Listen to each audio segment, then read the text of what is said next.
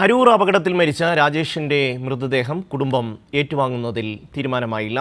തഹസിൽദാർ എത്തി കുടുംബവുമായി ചർച്ച നടത്തുകയാണ്. അർച്ചന ചേരുകയാണ് ആശുപത്രിയിൽ നിന്ന്. അർച്ചന, എന്തൊക്കെയാണ് വിശദാംശങ്ങൾ?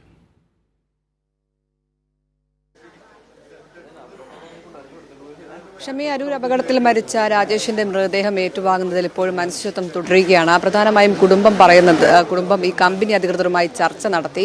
എന്നാൽ 10 ലക്ഷം രൂപയാണ് അവർ ഇപ്പോൾ പറഞ്ഞിരിക്കുന്നത്. എന്നാൽ അതിൽ അവർ തൃപ്തരല്ല. അതുകൊണ്ട് തന്നെ മൃതദേഹം ഏറ്റുവാങ്ങുന്നതിൽ തീരുമാനമായിട്ടില്ല.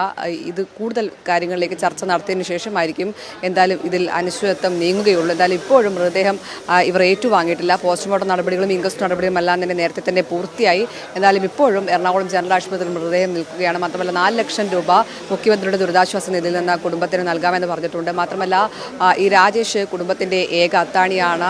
ഈ കുടുംബം മക്കൾക്ക് അസുഖമുണ്ട്. അപ്പോൾ അത്തരം കാര്യങ്ങളെല്ലാം തന്നെ പരിഗണിച്ചാണ് ഇവർ ഇത്തരത്തിലൊരു തുക വേണമെന്ന് പറയുന്നത്. അതുകൊണ്ട് തന്നെയാണ് മൃതദേഹം ഏറ്റുവാങ്ങുന്നതിൽ ഇതുവരെ തീരുമാനമാകാതെ മുന്നോട്ട് പോവുകയും ചെയ്യുന്നത്. എന്തായാലും ഇപ്പോൾ തഹസിൽദാറും ഒപ്പം കമ്പനി ഉടമകളുമെല്ലാമായിട്ട് ഇവർ ചർച്ച നടത്തിയിട്ടുണ്ട്. ഈ കരാർ കമ്പനി അധികൃതരുമായിട്ടാണ് ചർച്ച നടത്തിയത്. എന്നാൽ 10 ലക്ഷം രൂപയാണ് ഇപ്പോൾ ഇവർ ഡിമാൻഡ് ചെയ്തിരിക്കുന്നത്. എന്നാൽ അതിൽ പോരാ.